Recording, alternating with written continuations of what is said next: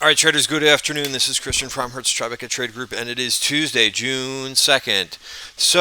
Stocks continue to climb the wall of worry, and pretty amazing when you look at the performance for the day. You look at SPY up 80 basis points for the day. We could put that in green, some type of color code that. Whoops, that's the wrong way. This is the right one.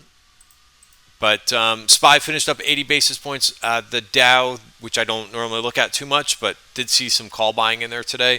And the DIA ETF was up 1% for the day. The Qs, which started a little bit weak, but they actually were the biggest mover in the indices after the open. Small caps hung in there too. They were up 80 basis points for the day, just under 1%. You could see that there were some interesting moves too as we get a little bit lower down here. First of all, the VIX sold off. The VIX is down to what, a 26 handle? Just closed a little bit under 27. So, that's giving you a little bit of confirmation that some of the short-term risk is being priced out of the equation.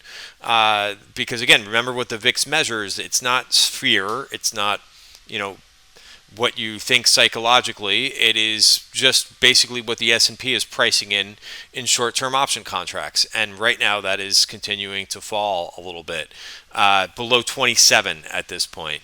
So we'll see if that continues to go lower. I was on Bloomberg TV yesterday, and I was talking about I would like to see the VIX, continue to kind of fall down and get to more of a normalized 20, and definitely stick below 30. But it's been kind of sticky in the upper 20s.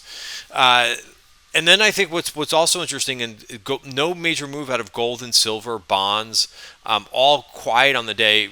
Gold, and I wasn't going to start here in gold, but I think so many people look at it.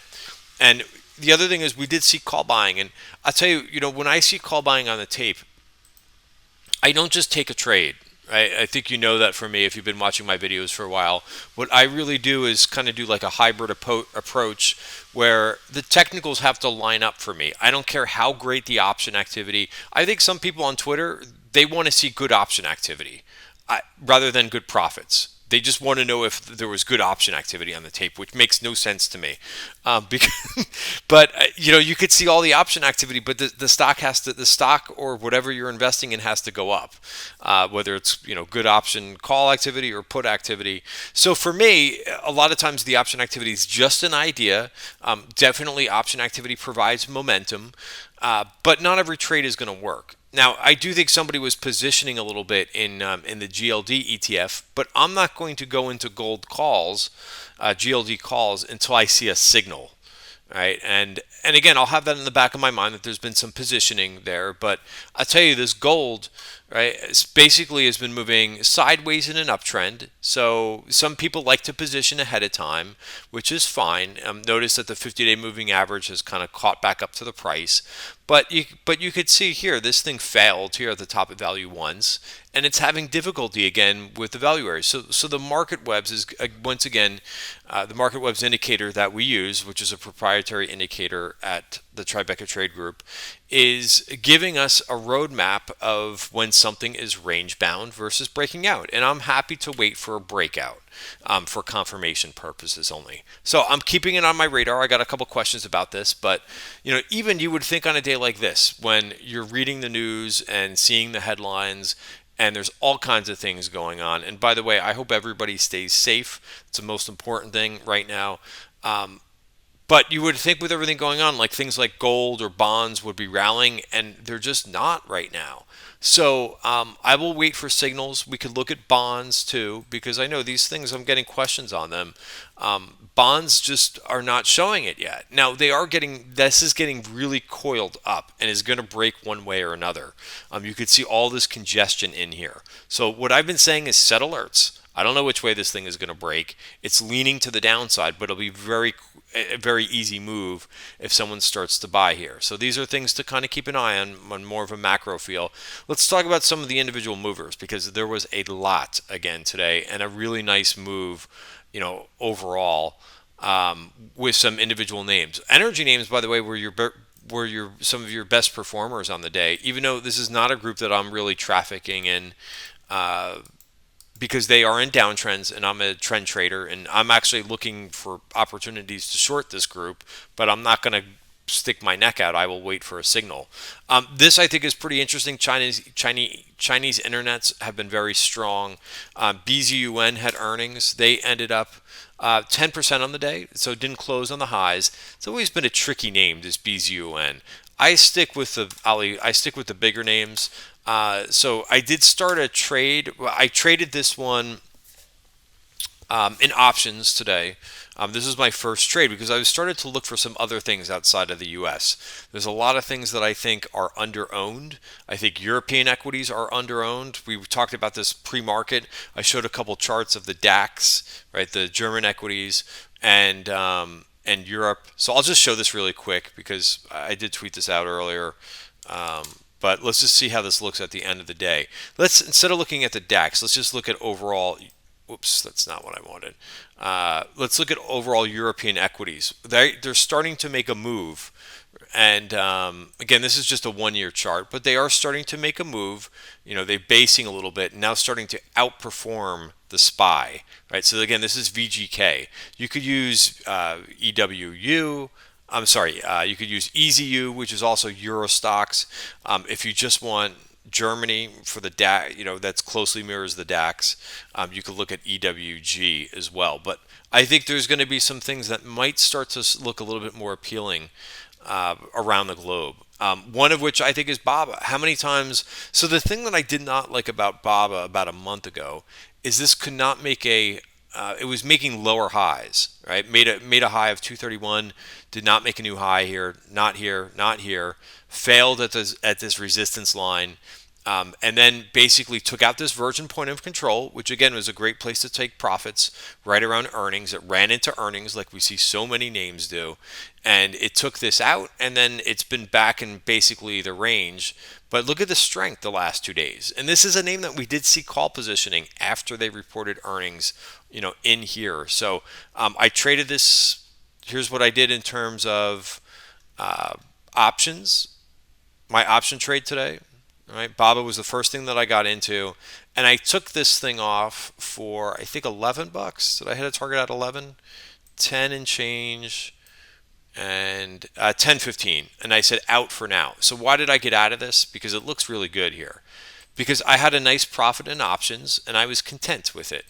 And I'm going to get to that being content in just a second. That's how I'm going to wrap up today's video. But notice that virgin point of control. I wanted to see price get back above.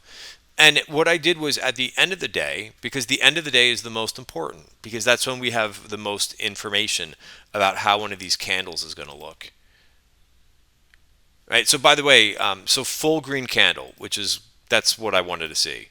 But notice how we were above value for the week, and we took out this virgin point of control, which can often be a speed bump, or sometimes you could see a fade after that. It's good we did not see a fade.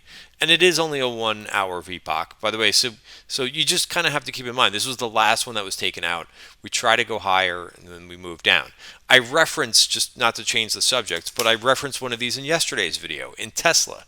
I said Tesla rose up to it. What did Tesla do for all of today? It did nothing. So again, these virgin point of controls are really good to make sure that you're managing around them. So that's why I did what I did in BABA today. And you can see I put a little bit of a position back, even though I really didn't want to buy into this crazy move that we saw at the end of the day, where there was some type of a buy program that went through.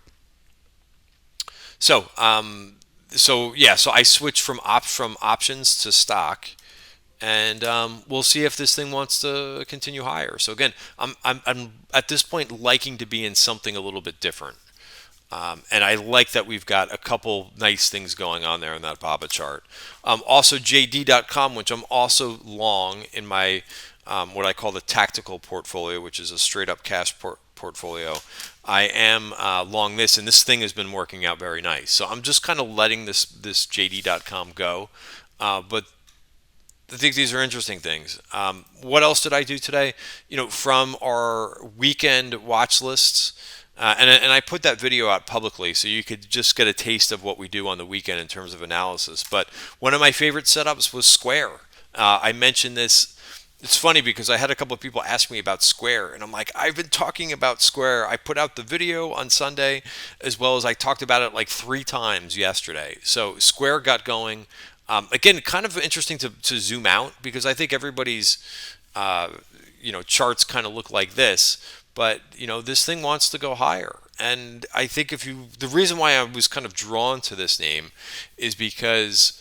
Uh, is because people are not going to want to really touch cash for a long time. And if you're familiar with the Square terminals, I'm in New York City, so whenever I go to a kiosk, to pick up coffee or something, you slide your card in. You don't even have to give your card to anybody, and it's just a lot more cleaner situation. So I think there are benefit of this situation, and we've talked about the haves and the have-nots over and over. This name is a have, and their business is going to be better. Now, of course, they need small businesses, to be open, but provided that happens, they're a beneficiary, in my opinion, of everything that's going on. So that was a nice trade today. This was a trade I put on yesterday, and I did get out of this because again, I'm trying to be as smart as possible with this market, and be content with what it's giving me. All right, so we did that. Also, Chewy was one I wasn't really planning on trading. This was also a focus name from the member weekend watch list that we put out. Where's our names that we have here? I should have this up here someplace. So just so that you could see that I'm not making this up. But here is this week's watch list, and I equally weighted this, but you could see it's up over 3% for the week. Peloton, which I missed. Look at Peloton is up 16% in 2 days. Uh, Amazing performance there. Chewy is the second best performer. So I did go after Chewy today. I had to chase Chewy. I had to decide. This thing was up 4% for the day. And I said, you know what? I said, there's pretty aggressive option activity on the tape, and it worked pretty well. And I took it, and I got out of that trade too. So the point being here is this market right now. I don't think that you have to really force trades or really, basically really force trades or have to go looking for them. If you're paying attention to the tape and if you're doing what we're doing at the Tribeca Trade Group, some of these trades are just kind of coming to you. And sometimes you do have to chase. I didn't like chasing this for the day, up 4%. That's not what I'd like to do. But the thing finished up from where I bought it was up over 5%. So a cute little day trade. And I'm okay just, picking and choosing which things I want to hold overnight versus what I'm okay just taking profits and being happy. It's in my opinion, very important right now after we've had a big run, after everything that's going on right now. I think a lot of cities are this is not anything shocking. I'm not saying anything shocking here, but a lot of cities are very unsafe right now. So I'm trying to protect my profits that I've earned for the year and not get over the tips of my skis with adding risk. I gave a whole big speech about that in the pre-morning session about making sure that you're really watching your risk here after a nice run.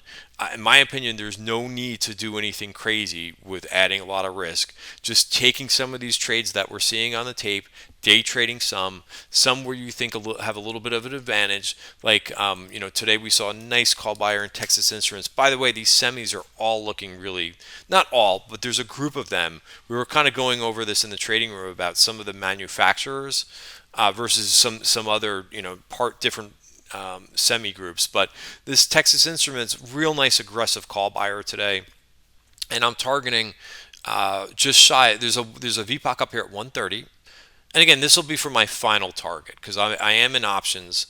But look at this thing. Look at the 1 hour chart. It went up to 126.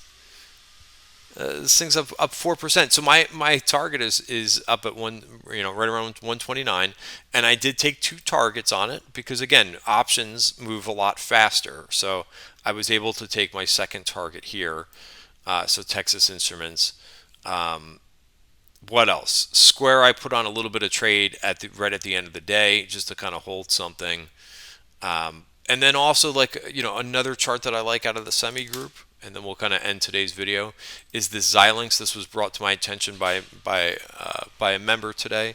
But take a look at this chart on the weekly chart. Now, again, it's a developing weekly bar, so we don't know if this bar is going to stay in value for the remainder of the week. But as long as it stays above 91, so again, I put on a little bit of a trade in this one today too, because I know where where my stop is. I'm defining that on my entry, and we'll see where this thing wants to go, because you got a couple nice things going on there.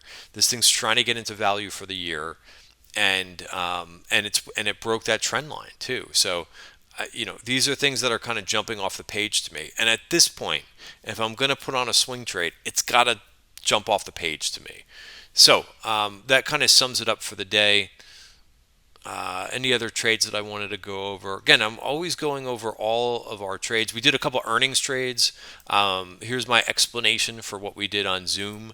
Zoom, I wanted to what's known as sell premium, right? Because they were expecting like about a 15% move in this thing. This is perfect. So far so good for Zoom. I sold a call spread, so I'm collecting premium, and I sold a put spread. I'm collecting 540 of that premium, and that's the most I can make on the trade. I'm risking $10 if this happens to get above 235, right? $10 wide call spread that I sold, $10 wide put spread that I sold, right? These are credit spreads, not debit spreads, right? And then I also did a little bit of a crowd. I've been talking about that name a lot. I got out of that in the morning, right about 9:37. And let's see what this thing is doing. Oh, look at this! It's up to 99. So I did put on I did put on a call spread in this. I put on the 95 105 call spread for 230. So that's looking fairly good right now. It's kind of right in the middle. It's right around $99. So right now, if we were at expiration, that would be marking at close to a double. So let me just give you my thoughts for the end of the day here. Is basically, I mentioned the word content. So some of these trades that we're finding with this huge intraday momentum still in growth names, they're setting up for nice day trades. And one of my thoughts was that I put it here at the end of the day. I have no idea how long this momentum in this market is going to last. Clearly, it feels like there's there's players that are under positioning and are chasing here. So I continue to participate and let the trades come to me, but be careful not to force trades, and make sure I'm locking in some profits as I go along the way. And I'm kicking some trades out. This trade, right? So again, my philosophy is that I'm keeping the best players on the field, right? If something is not performing, there's no reason for it to. This was a trade that we saw call activity on weakness after this name reported earnings. It may end up being a really good trade, but for now, this is what I call just being smart with just taking off some risk, realizing not every trade is going to be a home run, and focusing on what you think are the best setups right at this time. All right, guys, thanks for watching. Have a great night, and I'll see you tomorrow. Be safe, everybody, please.